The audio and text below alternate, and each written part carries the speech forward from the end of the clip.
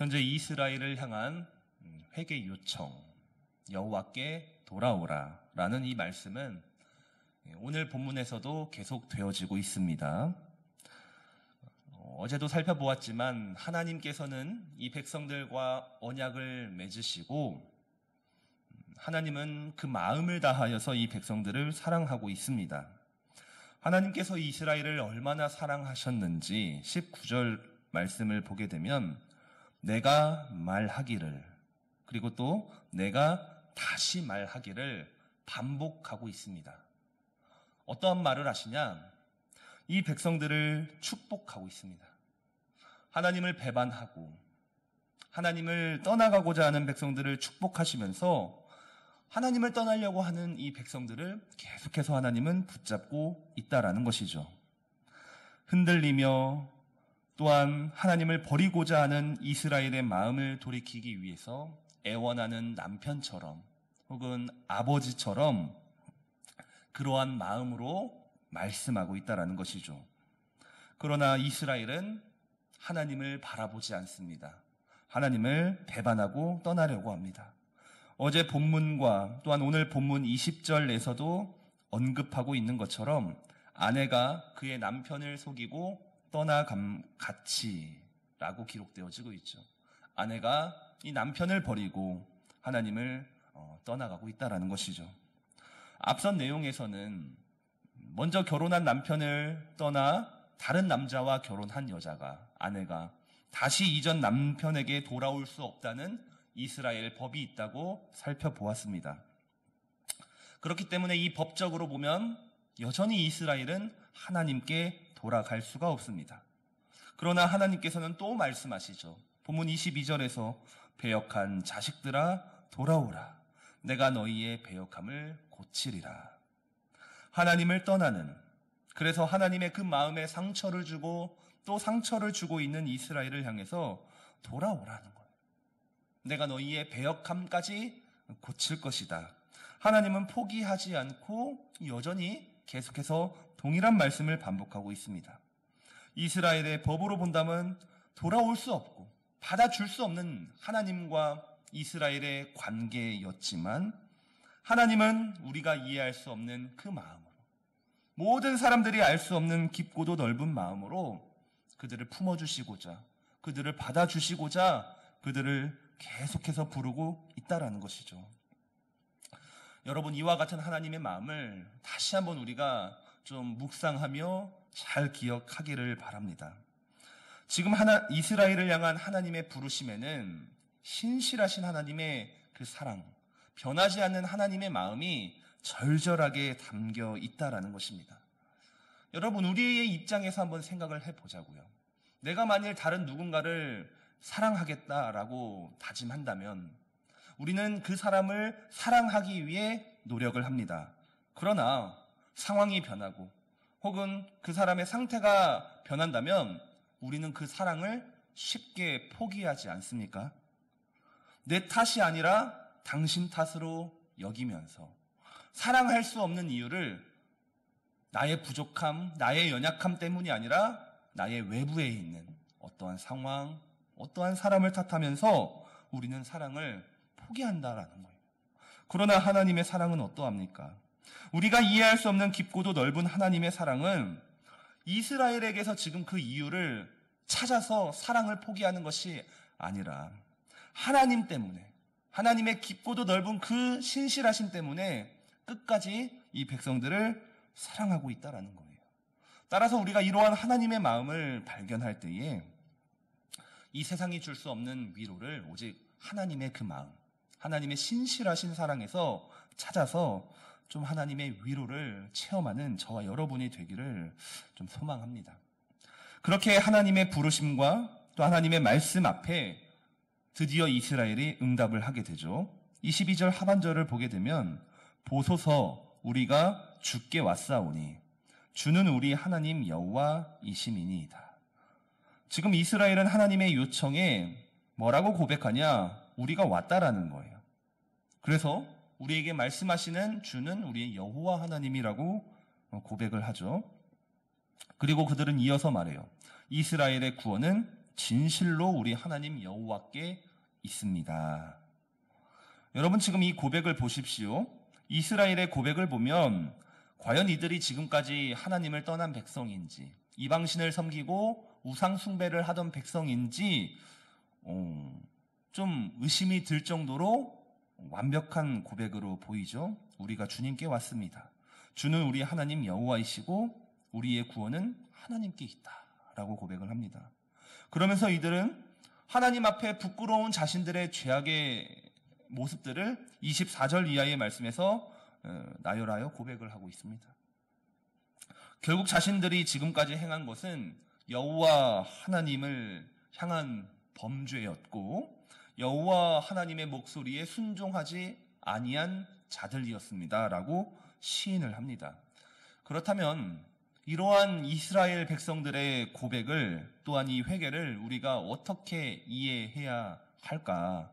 좀 이 부분을 묵상하면서 좀 두 가지로 정리를 해보았습니다. 이 첫 번째는 지금 이들의 고백은 사실상 무지성적으로 학습되고 습관된 신앙 고백일 가능성이 대단히 높다라는 것입니다.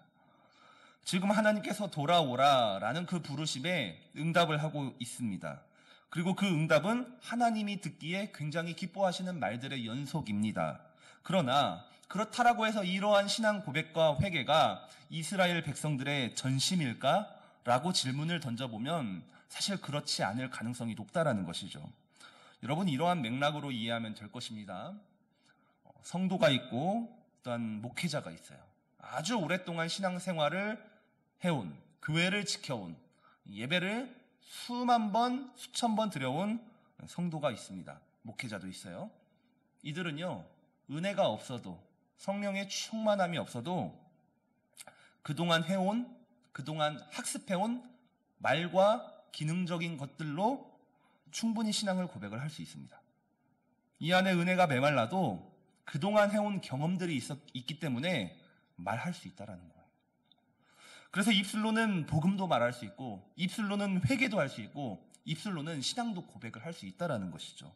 지금 이스라엘의 고백은 이러한 점에서 이해하면 좋아요. 지금 입술로는 무슨 말인지 못하겠습니까? 그들의 말로는 하나님을 높이고 또 높일 수도 있어요. 우리가 죄인이라고도 고백할 수가 있습니다. 지금 이스라엘은 그렇습니다. 그런데 두 번째, 이 고백에는 그럼에도 이스라엘의 마음이 어느 정도는 포함이 되어 있어요. 0%의 아무것도 없는 고백이냐? 그렇지는 않은 것 같아요. 어느 정도의 마음은 있어 보입니다. 하나님을 향한 일말의 죄책감 때문일까요? 아니면 지금 이 순간만큼은 정말로 이들이 바알 신 앞에서 돌이키고자 회개하고자 하는 그 마음이 아주 조금은 있었을 것 같습니다. 왜냐하면 지금까지의 이스라엘과 하나님 사이의 관계와 역사가 그것을 설명하기 때문이에요. 일방적으로 이스라엘 백성들이 그 역사 속에서 하나님을 내친 것은 아니에요. 죄를 짓더라도 회개하고 돌아가고 또 배반하더라도 또 돌아가고 그 역사의 반복이었기 때문에 아마도 지금 이 순간도 그 마음은 어느 정도 포함이 되어 있다. 그러나 이 이스라엘의 그 고백이 그러한 마음이 있다고 해서 전심이냐라고 질문을 던지면 그렇지는 않다라는 것이죠. 왜냐하면 이어지는 4장 1절 이하의 말씀에서 하나님께서 이 백성들에게 요청하시는 내용과 연관되어지고 있기 때문이죠. 지금 죄를 고백하죠.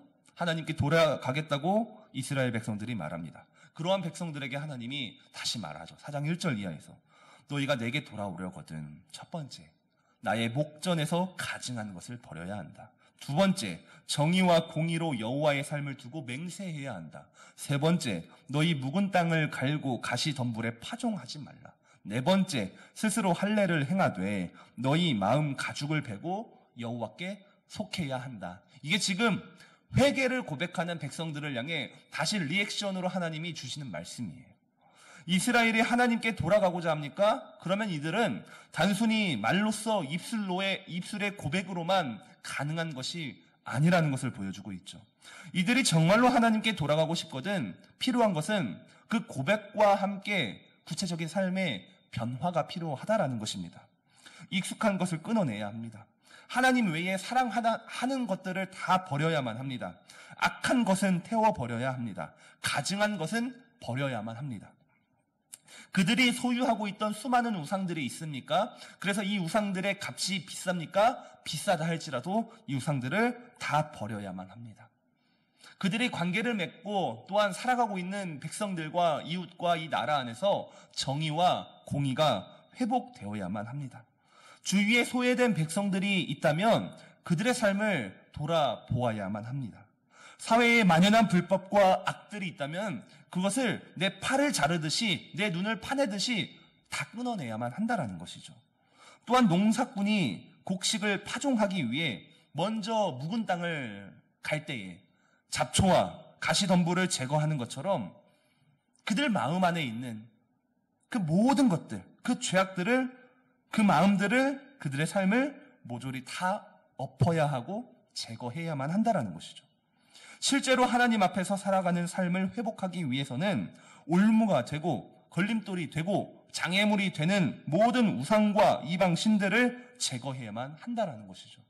마지막으로 마음의 할례까지도 이들은 해야 한다는 것이죠. 육체의 할례만으로 구원받는 백성이라는 교만과 이 자만을 버리고 그들의 생각과 내면과 이 마음이 정말로 새롭게 되어 하나님의 백성다운 그러한 마음과 그들의 삶으로 살아야 한다. 지금 하나님께서는 우리가 주님께 돌아가겠습니다. 우리의 구원은 하나님께 있습니다 라고 고백하는 백성들에게 이와 같은 하나님 중심의 삶을 요청하고 있다는 사실입니다. 하나님은 지금 진정한 회개란 무엇인지 이 백성들에게 알려주고 있습니다. 반대로 말해보자면 지금 이스라엘이 고백하고 있는 말들 속에 이러한 구체적인 삶의 변화가 동반되지 않으면 진정한 회개가 아니라는 것이죠. 가짜 회개라는 거예요. 말로는 거룩해 보일지언정 삶으로는 여전히 타락하고 여전히 변질되고 여전히 죄악의 구렁텅이에서 벗어나올 수가 없는 가짜 돌이킴이라는 것입니다. 따라서 사랑하는 성도 여러분, 오늘의 본문 속에서 이 하나님의 말씀을 묵상하면서 오늘도 저와 여러분은 하나님 앞에 회개를 해야 되는데 진정으로 전심으로 회개해야 될 줄로 믿습니다. 진정한 회개는 결국 전심으로 회개하며 삶의 변화가 동반된 회개일 것입니다. 오늘 앉아서 기도하는 것만으로, 오늘 일어서서 선포하는 것만으로 우리가 진정한 회개를 했다고 말할 수는 없습니다.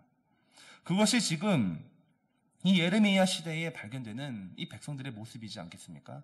말로는, 입술로는 누군들 못하겠습니까? 그러나 하나님은 우리에게 요청하시죠. 말 말고 가증한 것을 버려라. 버려야 할 것을 버려라. 정의와 공의를 실현해라. 묵은 땅을 갈아엎어라.